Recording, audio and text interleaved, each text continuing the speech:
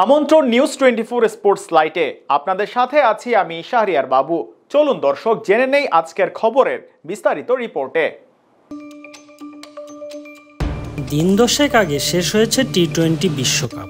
বিশ্বকাপের পর এরই মধ্যে শুরু হয়েছে দুটি ফ্র্যাঞ্চাইজি টি-20 লিগ, আমেরিকার মেজর লিগ ক্রিকেট ও শ্রীলঙ্কান প্রিমিয়ার লিগ। এই দুই লিগেই খেলছেন বাংলাদেশি ক্রিকেটাররা। মেজর লিগ ক্রিকেটে খেলছেন বাংলাদেশের অলরাউন্ডার সাকিব আল হাসান।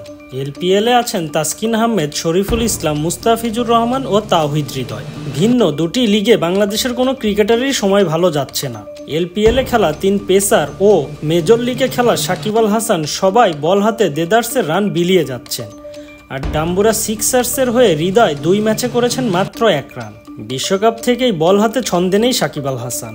পুরো বিশ্বকাপে 7 ম্যাচ খেলে উইকেট নিয়েছেন মাত্র 3টি। অনেক ম্যাচেই অধিনায়ক নাজমুল হোসেনের আস্থাও হারিয়েছেন সাকিব। বেশিরভাগ ম্যাচেই বোলিং কোঠার 4 ওভার পূর্ণ করতে পারেননি। লস অ্যাঞ্জেলস নাইট রাইডার্সের হয়ে যুক্তরাষ্ট্রের মেজর লিগ ক্রিকেটেও বিবর্ণ বোলার হিসাবে সাকিবকে দেখা মিলছে। এই লিগেও খেলা 3 ম্যাচেই বোলিং কোঠা পূরণ করতে পারেননি বাংলাদেশের সাকিব। প্রথম ম্যাচে টেক্সাস সুপার কিংসের বিপক্ষে 3 বলে 32 রান দেওয়া সাকিব আল হাসান দ্বিতীয় ম্যাচে সান ফ্রান্সিসকোর বিপক্ষে দেন 2 ওভারে দিয়েছেন 27 রান।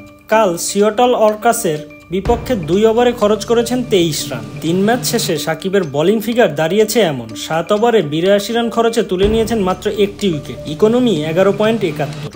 ব্যাট হাতে অবশ্য পুষিয়ে দেওয়ার চেষ্টা করেছেন, খুব বেশি যে সেটা পেরেছেন তাও কিন্তু নয়। 4 নম্বরে ব্যাটিংয়ের সুযোগ পেয়ে প্রথম ম্যাচে 13 বলে করেন 18 রান এবং দ্বিতীয় ম্যাচে করেছিলেন 26 বলে 35 রান।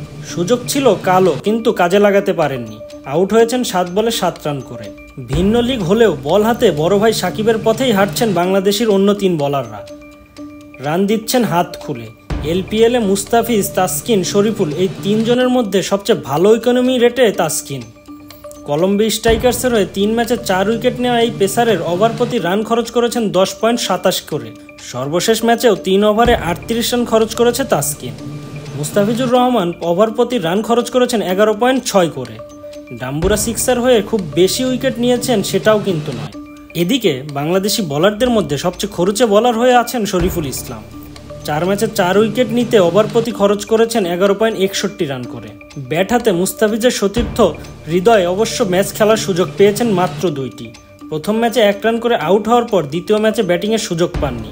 এরপর থেকে একাদশে জায়গা হচ্ছে না তার। 25 জুলাই থেকে শুরু হবে কানাডান গ্লোবাল টি-20 লিগ।